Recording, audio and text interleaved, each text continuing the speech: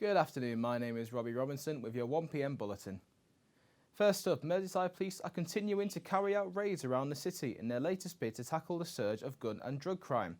Operation Bandit is focused on the Knowsley area of the city. Our reporter Nafi Wernsing joins us live. We know so far is that 5 men and 2 women have been arrested and £2,000 has been seized from a property in Town Hill this morning as a result of a raid conducted by Merseyside Police. This combination is part of a 5-month operation targeting those using gun and crime violence in Kirkby, and as we speak, searches are still ongoing. Assistant Chief Constable Ian McCritchley wanted to thank members of the public for coming forward with information. Yet the worrying bit though is that as of October 2019, it's seen the highest rise in violent crime since 2010. But as of last week, Chief Constable Andy Cook has described those figures as just a blip. Back to you in the studio.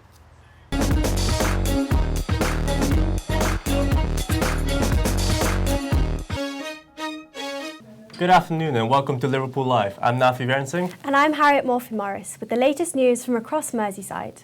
Our top stories today. Storm Ciara has hit the city of Liverpool with strong winds and rain. Residents of the Wirral have been donating to those in quarantine. A Liverpool pub is now just as important as Buckingham Palace. Flood warnings are in force across Merseyside as Storm Ciara continues to cause traffic chaos. Unconfirmed reports of a rescue following severe flooding along the promenade. Rural Council have warned people to stay away from the area and confirmed that King's Parade and Coastal Drive have both been closed for safety reasons. The high waves and floods come as Storm Ciara goes into its 3rd day. Winds reaching up to speeds of 80 miles per hour have caused significant disruption in Liverpool city centre. Crown Street remains closed after 13 solar panels were blown off the roof of the new Clatterbridge Cancer Centre on Monday. The council said that construction company Lang O'Rourke are monitoring the building 24/7. The road is expected to be closed until Thursday morning as repairs take place. Other building sites in the city have also faced disruption as workers have been told not to use scaffolding. Liverpool waterfront museums have reopened after closing due to the storm on the weekend, but winds are still high at the Albert Docks as waves continue to crash over the railings. Rihanna Smith, Liverpool Live. Quarantine residents of Arrow Park Hospital are said to be struggling with the cabin fever. A community on the Wirral have been lifting the spirits on the residents since they arrived 12 days ago by creating a Facebook group. Our reporter Sophie Drew has more. More than 1,300 people, mainly from the Wirral, have joined together to offer support and entertainment to those quarantined in Arrow Park Hospital. I want people to be compassionate and be kind. It costs nothing and it makes the world a difference. So after we started the group up and then some of the people who were in quarantine joined the group, we could interact with them and ask them what it was that they actually needed. 93 people are currently in quarantine at the hospital. This includes children as young as 5 years old. Arrow Park has been named the official centre for coronavirus quarantine, and as the death toll reaches 1,000 people, there is no way of knowing when the hospital will be able to return to normality. There was a lady, she couldn't sleep and she wanted some wool and knitting equipment. She'd left Wuhan and she'd not been able to get birthday presents for her granddaughters, so she wanted to knit them cardigans.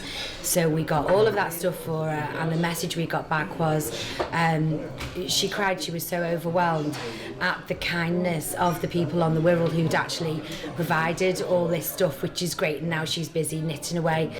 After 12 days of isolation, the Coronavirus Compassionate Facebook page has allowed the hospital's most secluded residents some much-needed interaction with the outside world. Some of them have said to me that they're looking outside and they want to go out and go for a run because the park looks beautiful, and it's frustrating being stuck inside. So from that perspective, it must be really hard. Once the residents have all been discharged, the group intend to keep up the positivity and get behind other causes in the region. This is Sophie Drew for Liverpool Live. Our health correspondent Sophie Drew is here with us in the studio. Sophie, could you tell us some more details and more specifically about the alleged super spreader?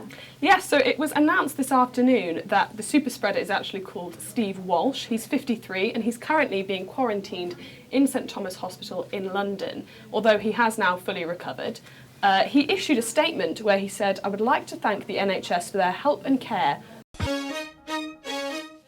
And now for the weather. Storm Kira continues to cause mayhem across Merseyside. We go live with our reporter Rihanna Smith, who has more. Thanks, Nappy. And as you can see, Storm Kira is very much still with us here. In Liverpool, we can expect winds today of up to 60 miles per hour. As you can see behind me, the waves are coming up and over the shore. Many people here have been caught out by them. There are expected hailstorms for this afternoon. Flood warnings have been issued for Hollylake, New Brighton and Warrington, so take care in those areas.